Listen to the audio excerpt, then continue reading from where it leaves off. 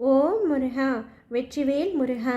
வேலுண்டு வினையில்லை, மயிலுண்டு பயமில்லை.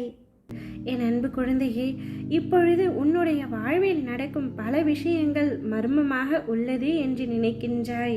என்னுடைய வாழ்க்கையில் என்னதான் நடக்கின்றது? சில விஷயங்களுக்கு என்னால் காரணம் கண்டுபிடிக்க முடிகின்றது, ஆனால் சில விஷயங்களுக்கு காரணமே தெரியவில்லை. ஆனால் நடப்பது என்னுடைய வாழ்க்கையில் என்னதான் அப்பா நடக்கின்றது, எனக்கு புரியும்படியாக சற்று சொல்லுங்கள் என்று ஒவ்வொரு நாளும் நீ என்னிடம் கேட்கின்றாய். இப்படியெல்லாம் என்னுடைய வாழ்க்கையில் நடக்கும் என்று நான் கனவில் கூட நினைத்து பார்க்கவில்லை. அந்த அளவிற்கு மனதில் வலிகளும் சுமைகளும் பிரச்சனைகளும் இருக்கின்றதே. என்னதான் அப்பா செய்வது என்று திகைத்துள்ளாய். உன்னை சுற்றி உள்ளவர்கள் கூறும் கருத்துகளையும் நீ உன்னுடைய காதில் வாங்கி கொண்டுதான் இருக்கின்றாய். அதையும் சரியாகத்தான் செய்கின்றாய். உனக்கு ஆறுதல் சொல்ல சுற்றியுள்ளவர்களும் நண்பர்களும் உறவினர்களும் இருக்கின்றார்கள். அவர்கள் சொல்வதை எல்லாம் கேட்டும் இன்னும் நீ கஷ்டப்பட்டு கொண்டுதான் இருக்கின்றாய்.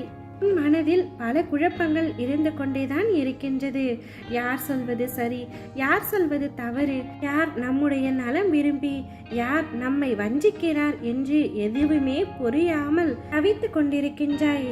சில சமயங்களில் சில விஷயங்கள் எனக்கு சரியாக படுகின்றது, நான் செய்யலாம் என்று முடிவு எடுக்கின்றாய். ஆனால் மறுநொடியே அது தவறாக முடிந்து விடுமோ என்ற யோசனையும் உன் மனதில் தோன்றுகின்றது. யாரை நம்புவது, யாரை நம்பக்கூடாது என்று எதுவுமே தெரியாமல் குழம்பியுள்ளாய். ஆனால் என் அன்பான குழந்தையின் சுயம் அதுவல்ல. நீ தெளிவான குழந்தை. ஆனால் இப்பொழுது உன்னுடைய வாழ்க்கையில் நடக்கும் எதுவுமே உனக்கு புரியாமல் தவித்து கொண்டிருக்கின்றாய். முன்பெல்லாம் யாராவது ஒரு பிரச்சனை என்று உன்னிடம் வந்தால் அவர்களுக்கு தெளிவான பதிலையும் தீர்வையும் கொடுத்து அனுப்புவாய். ஆனால் இன்று உனக்கான பிரச்சனைகளையே உன்னால் சரி செய்ய முடியாமல் தவிக்கின்றாய். இத்தனை பிரச்சனைகளுக்கும் காரணம் என்னவென்று உனக்கு தெரியுமா? உன்னுடைய வாழ்க்கையில் மாய வலை சூழ்ந்துள்ளது. மாயை சூழும் காலங்களில் இந்த மாதிரியான குழப்பங்கள் அனைவரின் மனதிலும் தோன்றுவது இயல்புதான். நினைப்பது ஒன்றாக இருக்கும், ஆனால் நடப்பதோ வேறொன்றாக இருக்கும். உன்னுடைய பிடியே உன் கைகளில் இருந்து நழுவுவது போல் இருக்கும். எல்லாமே உன்னிடம் இருந்தும் ஏதோ பறி கொடுத்தது போல உன் மனம் தவித்து கொண்டிருப்பதை உன்னாலேயே உணர முடியும். மாயை என்ற வலையில் சிக்கிக்கொண்டு நீ தவித்து கொண்டிருக்கின்றாய். மாயையால் தான் உன் மனம் இந்த அளவிற்கு குழம்பியுள்ளது. என்ன நிகழ்கின்றது என்று தெரியாமல் குழப்பி கொண்டிருக்கின்றாய். அடுத்து என்ன நடக்குமோ என்ற பயம் உன்னிடத்தில் எப்பொழுதும் எழுந்து கொண்டே இருக்கின்றது. இங்கு சிலரின் வாழ்க்கையில் குருவை சரணடைந்தவர்களுக்கு மாயை சூழ்வது முன்கூட்டியே தெரிந்திருக்கும். என் பிள்ளையான நீ என்னை முழுமையாக சரணடைந்து விட்டாய். அதனால்தான் இப்பொழுதாவது உனக்கு புரிகின்றது உன்னை மாய வலை சூழ்ந்துள்ளது என்று.